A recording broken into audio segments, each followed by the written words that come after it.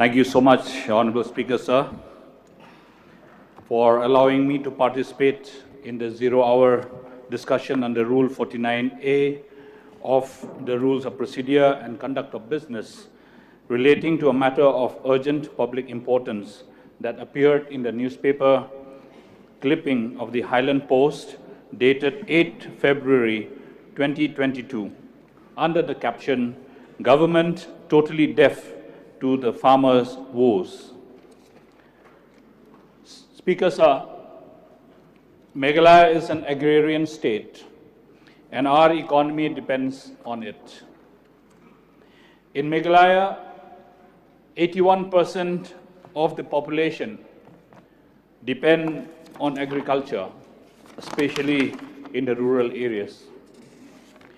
In 2019-20, the agriculture and the allied sector contributed about 15% of its gross state domestic product, GSDP, and 52% of the state's total employment. So the agriculture sector faced lower rate of growth and productivity. Crop intensity is one of the lowest in the state, showing that many agricultural land sown once in a year and remained barren after the first harvest. The government spending in this sector is needed on the areas of extension programs, in the use of technology, creating infrastructure for better market access, and setting up of a minimum support price or the MSP for certain products. This would help in increasing the productivity and help farmers improve their per capita income. I would like to raise the issue of the farmers of the state, Mr. Speaker, sir, on behalf of the farmers collectively, the Hill Farmers Union, where I would like to put forth their issues on the floor of the House today. So the farmers of the state had been writing numerous letters to the government regarding setting up of an MSP or the minimum support price for certain crops. As in the past, the price of the cabbage was ₹5 per kg and ₹13 for tomatoes. So the price is too low compared to the amount of time, labor, and sacrifice that the farmers have invested throughout the year.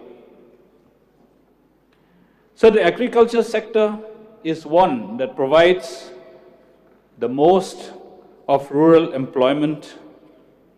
However, it is the most neglected and underestimated.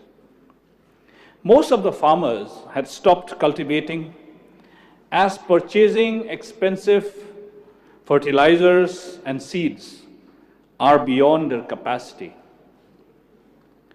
In the past years, sir, urea was costing at the rupees of 450 per kg. But today, sir, the farmers have to pay rupees 1,000 to rupees 1,800 per kg. And the government had encouraged organic farming by stopping the usage of urea since 2014. By not providing them any subsidies.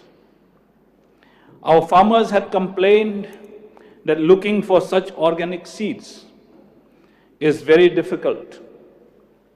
In addition to their productivity and survival rate being very low, sir.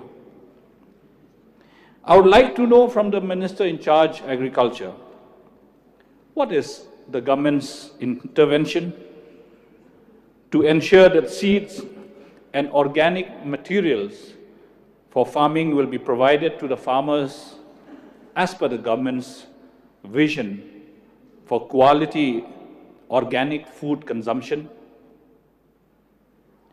In the past few years or months, we had witnessed destructive hailstones and rainfall. So our farmers had incurred huge losses as their cultivation was destroyed by the hailstorms.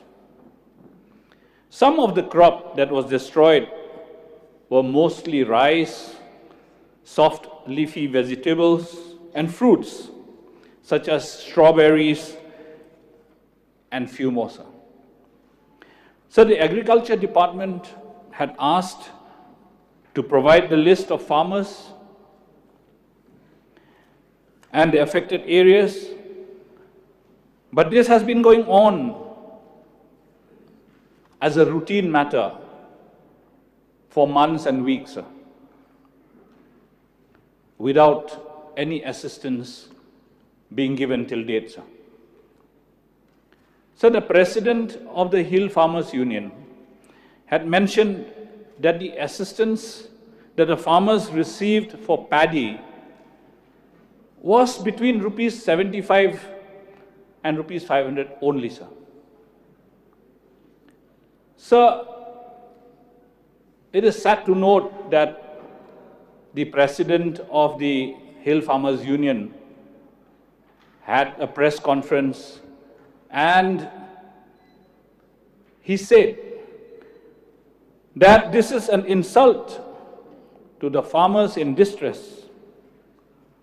This is not even enough for taxi fares to go and run after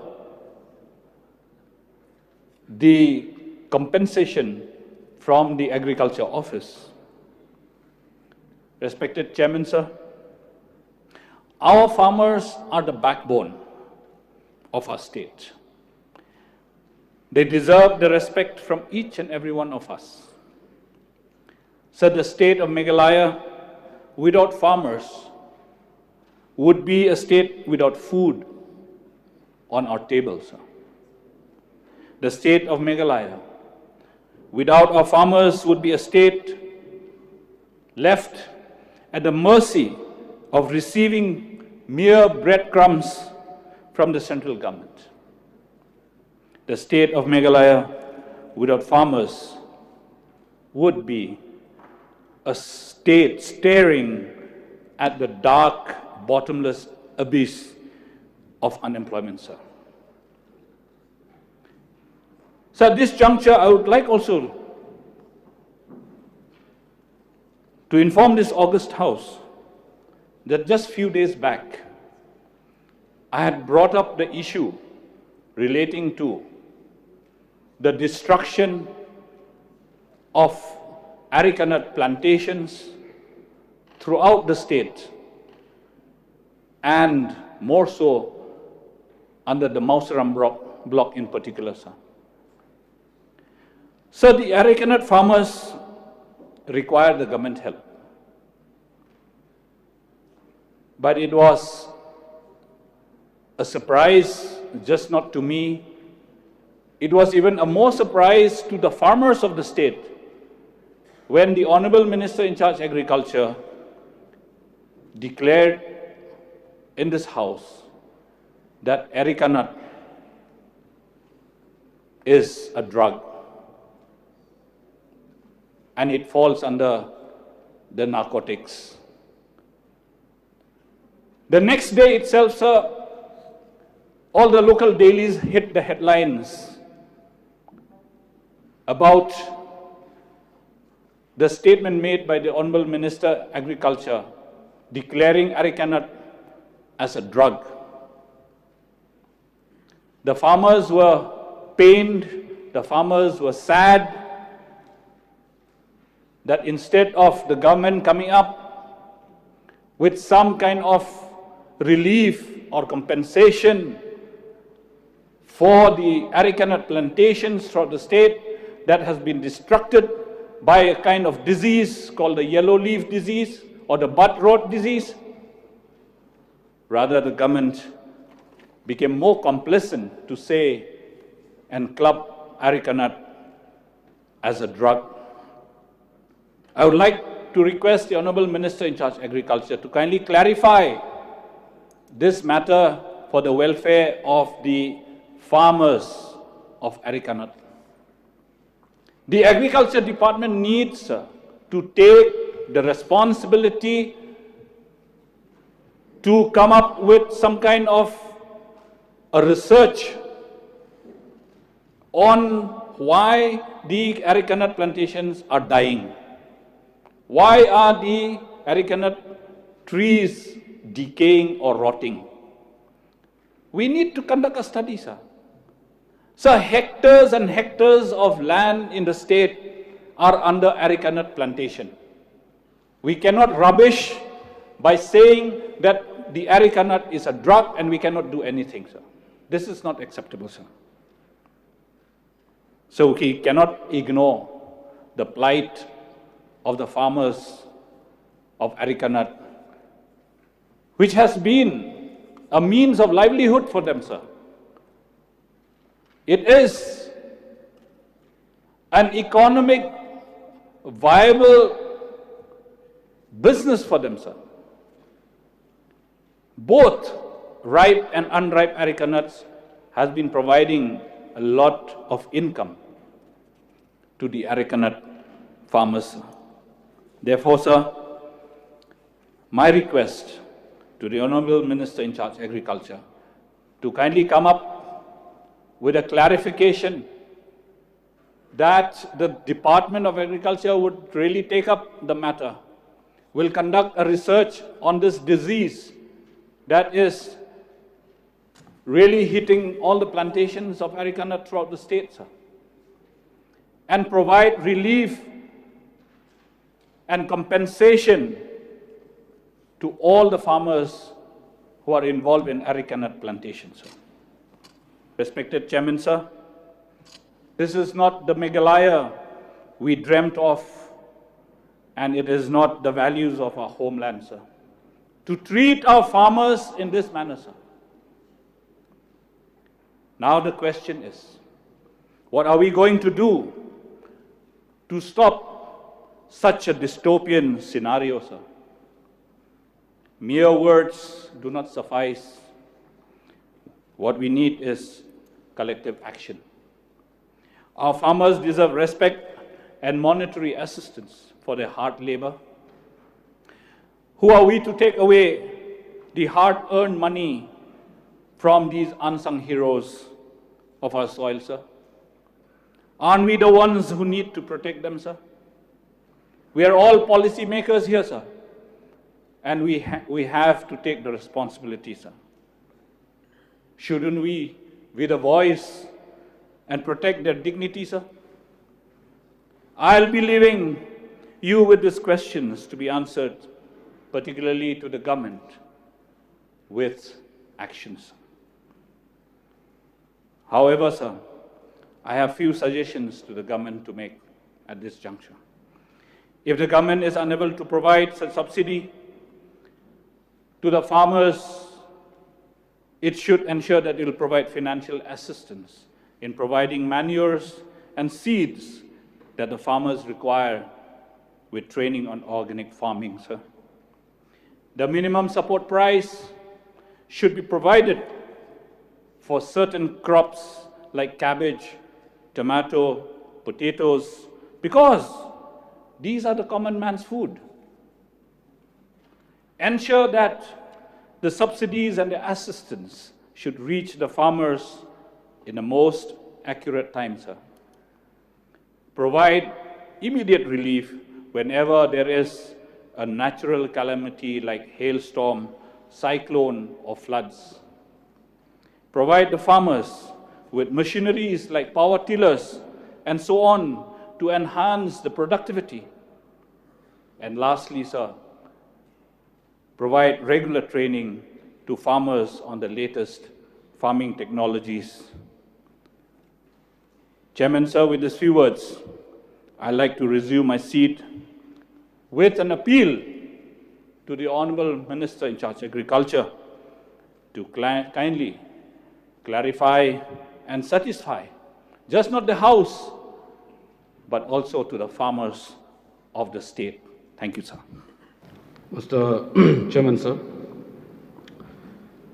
Reply to the zero notice under the Rule 49A, tabled by Shri H.M. Shangpyang, MLA, regarding government totally deaf to farmers' woes. Mr. Chairman, sir, I am grateful to the honorable member from Mausanram, Shri H.M. Shangpyang, for raising this 0-hour notice pertaining to new clipping, government totally deaf to farmer woes, in local daily dated 8 February 2022. Sir, the main concern raised by the farmers as per the newspaper clipping and also by the honorable members is the damage of crops by the boot of hails that destroy rice, surf, lefty, vegetables and fruits such as strawberries. It also claimed that the government has turned a deaf ear to the woes of farmers. Sir, we are all aware of the fact that the farmers do face a lot of challenges due to various external factors, be it pest or natural disaster. In the event of natural disaster, we see damages to crops, some things in large scale and other times in lesser scales. Disaster could be in the form of hailstones, floods, siltations, etc. While such disasters are often unavoidable, there are certain measures that the government does to bring some sort of relief to the farmers. Under the NDRF and SDRF norms 2015, the government has been providing relief measures to the farmers based on severity of damage and thereby loss to the farmers through DDMA headed by DCs.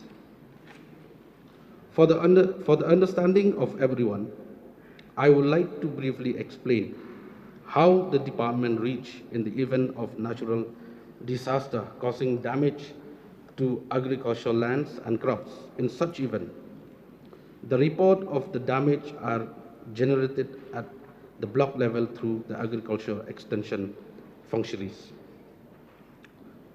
A. Spot verification is usually conducted by the respective ADOs, HDOs of the respective block to affected area sites to have bird eye view of the damaged areas. B. Necessary assessment and estimates are being prepared at the block level as per the existing NDRF and SDRF norms 2015. C. On completion of assessment and estimate, the reports are then submitted to the concerned district administration for necessary approval and release of the relief assistance to the affected farms' families through the concerned block development officers. As per report received from each district, the major causes of crops damage are due to flood, causes by heavy rainfalls, hailstorms, and landslides. The estimated crop damage for the years 2020 and 2021, it's approximately 12,000 hectares, affecting 28,252 farmers. Based on the assessment of crop damages, the department has made a report at an estimate of about 15 crores and submitted to the Government of India for its approval and sanction. For the years of 2021-22, the estimated crops damage report till November 2021 has been comparatively on the lower side as compared to the year 2021.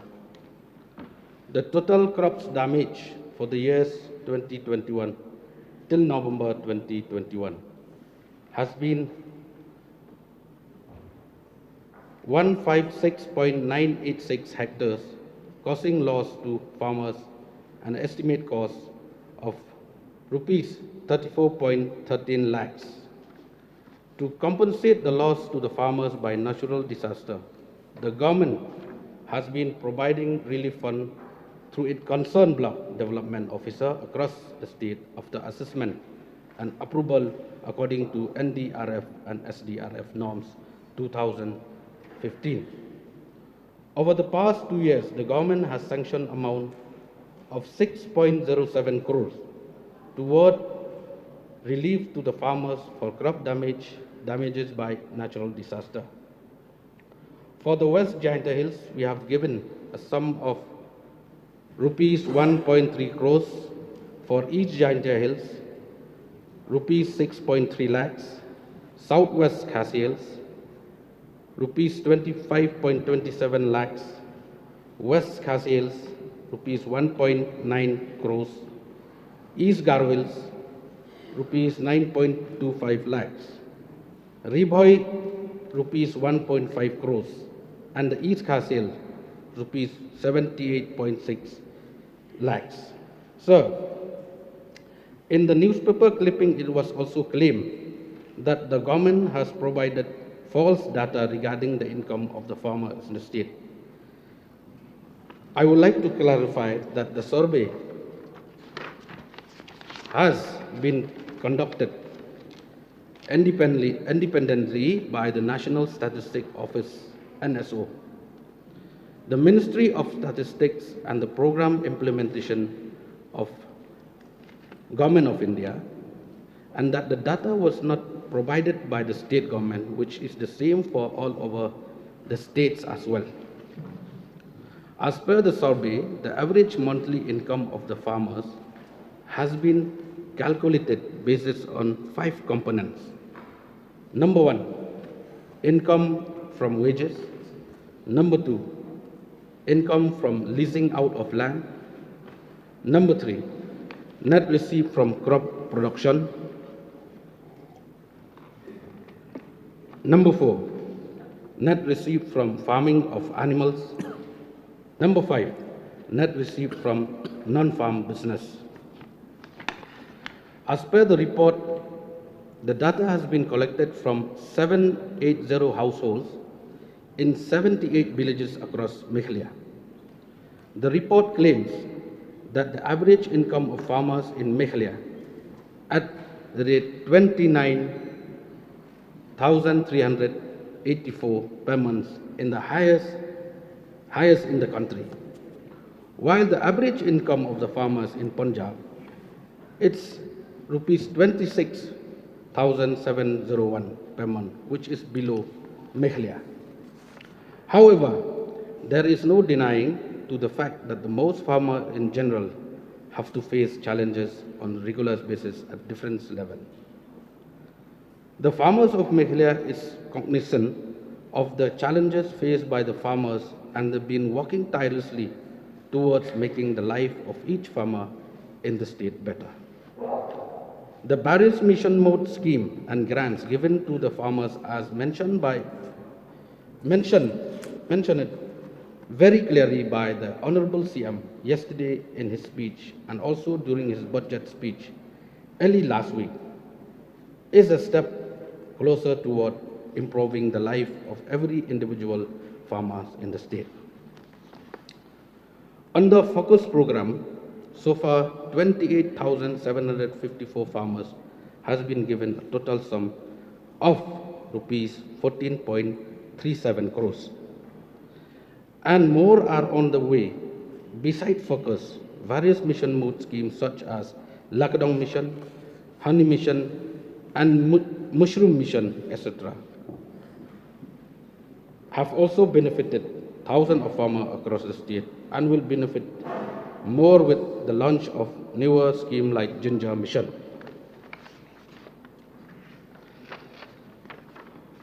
As announced by the Honorable CM in his budget speech, the disbursement of relief fund to the farmers during national disaster also speak volume about how the government care deeply about the farmers in the state. The government has not turned a deaf ear to the farmers, whose the government is very much cognizant of the challenges faced by the farmers and is deeply concerned about the welfare of the farmers. We have been doing our best to uplift the income of the farmers through various intervention and mission mode schemes. And going forward, the government will continue to give 100% support to improve the life of all the farmers in the state. Sir, in regard to the honorable member have raised for Arakanat. So I have made it on Arakanat issue. I've already mentioned on the floor of the House that the Arakanat is already included in the list of agriculture, produce and livestock 2022, sir. And the list is already been circulated yesterday, sir, when we brought this bill to the House, which the number 21, sir, betel nut, it's mentioned clear here, betel nut, it's already listed in the agriculture, the Meghalaya State Agriculture Produce and Livestock Marketing Promotion and Facilitation Amendment. Sir, which the honorable member from Mausan Ram has mentioned about the Arakanat is been knowing and is been announced by me on the floor of the House that it's included on the drug and narcotic. Actually, sir, I want to make it clear, sir, here. This is not mentioned by me, sir. This is it's here, sir, that the AgmarNet portal of Directorate of Marketing and Inspection, Government of India, is been clapped on the drug and narcotic because of the harmful for the health, and not by the government of Meghalaya. The government of Meghalaya, sir, we are the people of eating betel nut all over the state, sir. That's why, sir, this time, this Meghalaya State Agriculture Produce and Livestock Marketing, we have brought include in the livestock. So therefore, sir, to make it clear in this August House that to mention, it should be clarity, it should be worldwide of the people of the state of Meghalaya. They should understand, they should not misunderstand this, sir. Because I want to clarify that Arakanat is clarified on the agriculture crops, sir. So I hope that honorable member from Mausan Ram, he will be understand, and at the same time he must be know it that the government is really concerned about this issue. That's why we are clapping on the agricultural livestock bills that we brought in the House. Regarding this MSP, sir, this matter is being discussed from time to time, sir. Since that time I took over as a minister in charge of agriculture, sir. I've been multiple time, we have been had a meeting with the officer of the department, sir, regarding this. And since we know that MSP has been notified by the government of India, sir, from time to time, which some crop is not included in the list of the notified by the government of India agriculture. So, sir, this is matter I'm very thankful for the member who have brought this, and then will be discuss and examine this, what we can go about it. And regarding urea, sir, urea, and all the member of this August House also, they know very well. We took over in 2018, sir. And stopping and discontinue of subsidy for urea, it's happened, it's been notified by the government of Meghalaya since 2014. So even me also, sir, at that time, I'm not MLA, but I'm very much concerned because I'm the farmers. So I've seen in the street, in the nearby secretariat, the farmers, they come and, they came and agitate, sir. Why the government has stopped subsidize of urea and other things which the farmers, they need for the cultivation. But I don't know, sir, since 2018, when I took over, I had many times of meetings, series of meetings regarding this. But hope I'll believe, sir, and I hope discussion is on how to bring a relief for the farmers. And I hope all this 60 MLA of this August House also, they will be with me, with the government, how to start giving subsidy again to the farmers. I'm very much concerned, sir. My constituency, 95%, sir, they are farmers. Since why I take this, I took this portfolio, sir, because before winning the election also, sir, the people of my constituency, they were, if you win, become a minister, take the portfolio of agriculture. Thank you. That's why, sir, I took this to bring a change again for the benefit of our farmers of my constituency and all over the state. With this reply, sir, I hope the honourable member will be satisfied to the honourable member, sir. Thank you.